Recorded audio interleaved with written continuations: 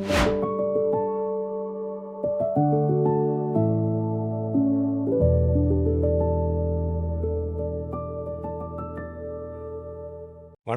Welcome back to Argo home conversations. Last எபிசோடில் quotations ஏன் differ ஆகுது, ஒரு கொட்டேஷன் 8 லட்சம், ஒரு கொட்டேஷன் 10 லட்சம், இன்னொன்று 12 லட்சம், இதில் டிஃப்ரென்ஸ் அமௌண்ட்டில் இல்லை, உள்ள இருக்க டீட்டெயிலிங்கில் அப்படின்றத பார்த்தோம். இந்த எபிசோடில் ஒரு ஸ்டெப் மேலே போய் ஒவ்வொரு டீட்டெயிலிங்கும் எப்படி பார்க்குறது, இந்த 3 கொட்டேஷன்ஸில் எது உங்களுக்கு ஆப்டாக இருக்குன்றது எப்படி நீங்கள் ஐடென்டிஃபை பண்ணி டிசிஷன் எடுக்கிறது அப்படின்றத பார்க்க போகிறோம்.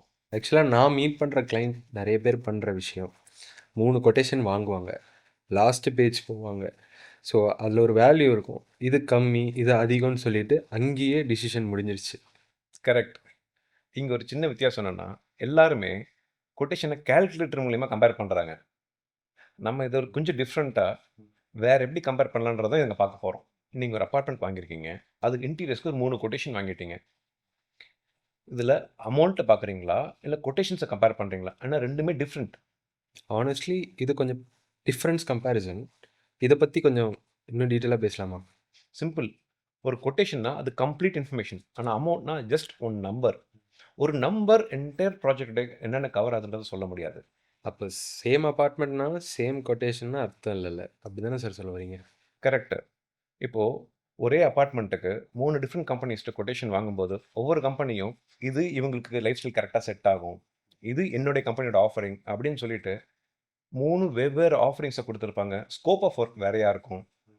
அப்போது ஹைலைட்டரில் ஹைலைட் பண்ணதுக்கு அப்புறமா கூட காமனான விஷயங்கள் போக 3 கொட்டேஷன்ஸ்லையுமே ஹைலைட் ஆகாமல் டிஃப்ரெண்ட் ஐட்டம்ஸ் கண்டிப்பாக அதில் பாக்கி இருக்கும். அதில் ஒர்க் பண்ணுறது தான் இந்த அடுத்த ஸ்டெப்பே. So most of the clients என்ன கம்பேர் பண்ணுவாங்க, என்ன போர்ட்ஸ் யூஸ் பண்ணுறீங்க, அதுதானே சார்? கரெக்டு தான், but that's where it starts. அதில் இன்னும் ஃபர்தர் டீட்டெயிலிங் நிறையா இருக்குது. சே ஃபார் எக்ஸாம்பிள், கேர்காஸ்க்கு என்ன மெட்டீரியல் யூஸ் பண்ணுறாங்க, கேர்காஸோட ஃபினிஷ் என்ன, ஷட்டருக்கு என்ன மெட்டீரியல் யூஸ் பண்ணுறாங்க, அதோட ஃபினிஷ் என்ன, ஹேண்டில்ஸ் பற்றின டீட்டெயில்ஸ் என்ன, ப்ளஸ் நம்ம ஹிஞ்சஸ் வந்து என்ன type, drawer channels mechanisms, opening closing என்ன யூஸ் பண்ணுறாங்க, சாஃப்ட் க்ளோஸாக நார்மல் க்ளோஷரா, இந்த மாதிரி இன்னும் நிறைய டீட்டெயிலிங் அதுக்குள்ளே இருக்குது.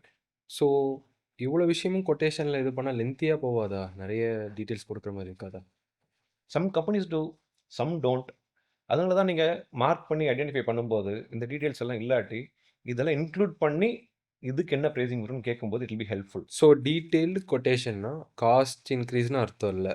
கரெக்ட். இன்ஃபர்மேஷன் இன்க்ரீஸ்னு அர்த்தம், விச் மீன்ஸ் இன்ஃபர்மேஷன் அதிகம் கிடைக்கும்போது you will take decisions with confidence. அதுதான் இங்கே இம்பார்ட்டன்ட்.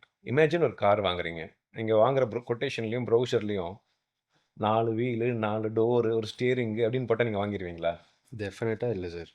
நம்ம யூஸ் பண்ணுற இன்ஜின் என்ன, சேஃப்டி ஃபீச்சர்ஸ் என்ன, மைலேஜ் என்ன, இந்த மாதிரி நிறைய விஷயங்கள் கேட்போம். வாரண்ட்டி என்ன, கண்டிப்பாக. இப்போ இவ்வளோ விஷயங்கள் இருக்கும்போது அதே தானே இன்டீரியர்ஸ்லையும்.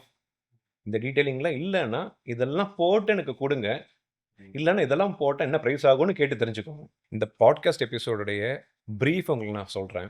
கொட்டேஷன்ஸ் கம்பேர் பண்ணுங்கள், காமன் பாயிண்ட்ஸை ஹைலைட் பண்ணுங்கள், இல்லாத ஸ்கோப்பை அதில் நோட் பண்ணி வச்சுக்கோங்க. இதில் எந்த ஸ்கோப்லாம் உங்களுக்கு யூஸ்ஃபுல்னு தோணுதோ அந்த ஸ்கோப்பெல்லாம் எழுதி 3 கம்பெனிஸ்ட்டையும் கொடுங்க. இந்த ஸ்கோப், இந்த ஸ்பெக்ஸ் எல்லாம் கவர் பண்ணி எல்லார்ட்டையும் கொட்டேஷன் வாங்கிட்டீங்கன்னா இப்போ இந்த 3 கொட்டேஷனுமே சேம். இப்போ நீங்கள் கடைசி பேஜை திருப்பி அமௌண்ட்டையும் பாருங்கள், எந்த கம்பெனிக்கிட்ட ரொம்ப கம்ஃபர்ட் லெவல் இருக்குன்னு பாருங்கள். அதை பேஸ் பண்ணி நீங்கள் ஒரு இன்ஃபார்ம்டு டிசிஷன் எடுத்துக்கோங்க. இது ரொம்ப ப்ராக்டிக்கலாக இருக்கும். Exactly, that's the idea. Actually interior quotation should not confuse you, it should educate you. So ஒரு கொட்டேஷன் சூஸ் பண்ணிட்டாங்க, அந்த கம்பெனின்னு தான் டிசைட் பண்ணியாச்சு. நெக்ஸ்ட் ஸ்டெப் என்ன சார்? இப்போ கொட்டேஷன் டிசைட் பண்ணதுக்கப்புறமா அடுத்த என்ன ப்ராசஸ்? அக்ரிமெண்ட் சைன் பண்ணிவிட்டு புக்கிங் பண்ணுறது தான். அது எப்படி பண்ணுறதுன்றத அடுத்த எபிசோடில் பார்க்கலாம். அது வரைக்கும் plan well, ask questions, create homes that works beautifully. Thank you.